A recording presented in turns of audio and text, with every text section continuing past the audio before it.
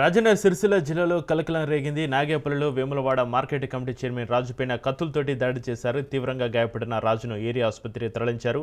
ఆసుపత్రిలో market committee chairman రాజును ప్రభుత్వ వైపు ఆది శ్రీనివాస్ పరామర్శించారు. గ్రామ పంచాయతీ ఎన్నికల్లో ఓడిపోయిన అభ్యర్థులే రాజుపై దాడికి పాల్పడినట్లుగా తెలుస్తోంది.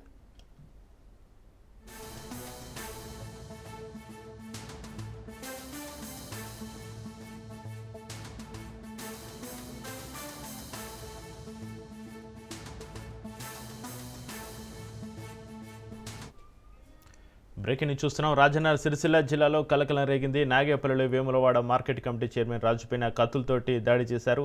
తీవ్రంగా గాయపడిన రాజును ఏరియా ఆసుపత్రికి తరలించారు. ఆసుపత్రిలో మార్కెట్ కమిటీ చైర్మన్ రాజును ప్రభుత్వ వైపు ఆది శ్రీనివాస్ పరామర్శించారు. గ్రామ పంచాయతీ ఎన్నికల్లో ఓడిపోయిన అభ్యర్థులే రాజుపై దాడికి పాల్పడినట్లుగా తెలుస్తోంది.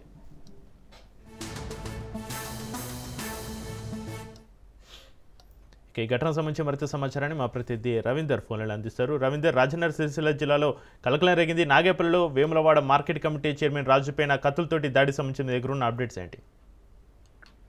చక్రి నిన్న ఒకవైపు మొదటి విడతలో భాగంగా గ్రామ పంచాయతీ ఎన్నికలు అయితే జరగడింది. అయితే అక్కడ నాగేపల్లిలో మాత్రం చూసుకుంటే మాది మార్కెట్ కమిటీ చైర్మన్ పైన ఒకవైపు అర్ధరాత్రి వేళలో ఓడిపోయిన వారైతే అతని పైన కత్తులతో దాడి చేయడానికి ఇంటికైతే రావడం జరిగింది. అతని పైన దురుసుగా ప్రవర్తిస్తూ ఒకవైపు తెచ్చుకున్న కత్తులతోటి అతని తలపైన గాయాలు చేయడంతో స్థానికులు అక్కడ ఉండడంతో చాలా వరకు నివారించే ప్రయత్నం చేయడం జరిగింది. వాళ్ళని అక్కడి నుంచి పంపించే ప్రయత్నం చేశారు. అనంతరం ఒకవైపు ఇతనికి గాయాలు కావడంతో కూడా ప్రభుత్వ ఆసుపత్రికి అయితే తరలించిన పరిస్థితి చెప్పవచ్చు. ఎందుకంటే గ్రామ పంచాయతీ ఎన్నికల్లో ఓడిపోయాననే అభ్యర్థులే వాళ్ళు దాదాపు ఇక్కడ ఇతని పైన దాడికి కూడా దిగడం జరిగింది.